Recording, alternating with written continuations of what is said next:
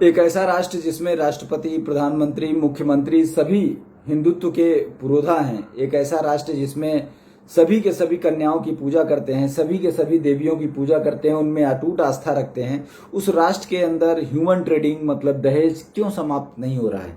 और सबसे बड़ी बात यह है कि कन्याएं जो भी महिला संगठन है उनके साथ उनके पास क्यों नहीं जा रही हैं? आज महिला संगठनों को ये चाहिए कि नवरात्र के समय में कम से कम उनसे इस बात की तो दक्षिणा मांगी सकती हैं। ये उनका अधिकार भी है, अधिकार है और उनको मिलना भी चाहिए। अगर कन्याएं जाती हैं और सीएम से बोलती हैं, जैसे हमारे प्रधानमंत्री जी हो गए, माननीय प्रधानमंत्री हो गए, चाहे हमारी राष्ट्रपति हो गई, या हमारे जो सीएम हैं, चाहे वो जितने भी स्टेट के सीएम हैं, 99% मैं ये बात को समझता हूं कि कोई एक होगा जो दाएं बाएं कर जाए। नहीं तो अगर कन्याएं जाती हैं नवरात्र में और उनसे वरदान मांगती हैं और उनको आशीर्वाद देने के लिए बोलती हैं, तो कोई भी सीएम ऐसा नहीं है, कोई भी सीएम ऐसा नहीं है जो उस दिन के बाद अपने स्टेट से दहेज को मिटा नहीं देगा। पर ये घटित क्यों नहीं हो रहा है? ये क्या है? क्या उनके अंदर कोई डर है?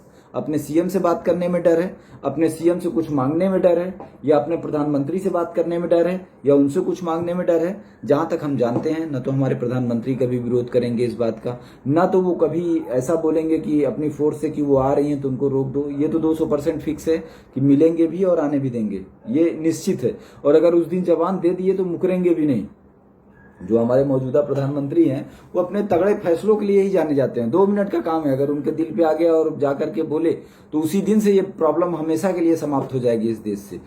कोई कुछ बोले, अब विरोध करने वालों में इतना बूता नहीं है कि वो खुल के विरोध कर लें या सामने से विरोध कर लें। इसलिए बहुत ज्यादा जरूरी है कि कन्याओं को अब ये फैसला लेना चाहिए। जो भी महिला संगठन भी अगर उनके साथ न जाएं, अगर हिम्मत एक बार न जुटा पाए, उनके अंदर अगर कोई डर है, पक्ष का विपक्ष का, संगठनों के पास डर हो सकता है एक बार, पर कन्याओं के अंदर क्या डर है? स्कूल में पढ़ने वाली छात्राओं के अंदर क्या डर है? अगर उन्होंने एक बार बोल दिया कि हमको मिलना है तो मिलना है, अगर हमको रक्षा सूत्र देना है और उसके एवज में हमको यही चाहिए तो वो मिलेगा। हमारे माननीय प्रधानमंत्री भी इस बात को नहीं टालेंगे, हमारे माननीय मुख्यमंत्री भी इस बात को नहीं टालेंगे, और योगी जी जैसे सीएम तो मतलब आप समझते ही हैं, एक बार बोल दिए तो अगर भाषण में बोल देंगे तो बंद हो जाएगा। जहां तक हम लोग जानते हैं कि अगर एक बार गलती से भाषण में चर्चा भी कर देंगे तो प्रशासन इस बात को सोचेगा कि भाई बंदी करना है, इस पे कोई विचार नहीं करना है।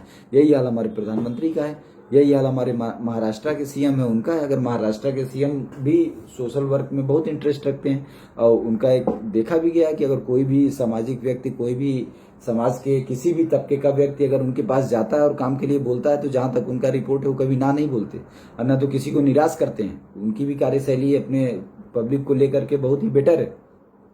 प्रशासन से तमाम वीडियो आते हैं वो एक अलग मैटर है, क्योंकि बहुत सारी सरकारें आई गई, दौर आया गया, तो अब पुराने दौर के लोग हैं तो कभी कभी एक्टिविटीज को दे देते हैं तो अपना टर्मिनेट होंगे, अपने आप मिसाल बन जाएंगे, बाकी इस चीज को देख के सीखेंगे और अपने आप को लाइन पे लेंगे। पर जहां तक मैं जानता हूं कि अगर कन्याओं का और ये वक्त आ गया कि कन्याएं स्वयं जाएं, अब उनको किसी संगठन की जरूरत नहीं है, उनको किसी संगठन का सहारा नहीं लेना चाहिए, सदन का सहारा नहीं लेना चाहिए। स्कूल की बच्चियां इतनी पढ़ी लिखी हैं कि जब वो ट्रेन से स्कूल जा रही हैं, बस से स्कूल जा रही हैं, आ रही हैं तो सीएम के पास भी जा सकती हैं। आज मोबाइल है, व्हाट्सएप है, फेसबुक ग्रुप है, व्हाट्सएप ग्रुप है, वो उसमें बात करके सीएम के पास जा सकते हैं, पीएम के पास जा सकते हैं। और जिस दिन जाएंगे उसी दिन इस बुराई का अंत होगा। ये बात निश्चित है कि जिस दिन कन्याएं इस बात पर प्रश्न उठाएंगी, जिस दिन लड़कियां इस बात पे प्रश्न उठाएंगी, जिस दिन वो जाएंगी और अगर उन्होंने सामने से डिमांड कर दिया किसी भी दिन, चाहे वो रक्षाबंधन के दिन, चाहे वो नवरात्रा के दिन, चाहे दुर्गा पूजन के लास्ट दिन, कभी भी अगर वो चली गई और उन्होंने इस बात का डिमांड रख दिया और बोल दिया कि हमको ये चाहिए, कुछ लोगों को तो मैं जानता हूं कि मतलब करेंगे ही करेंगे। जैसे 2-3 लोगों का मैंने नाम बता दिया, अपने प्रधानमंत्री हो गए, वो निश्चित है कि वो करने ही वाले हैं।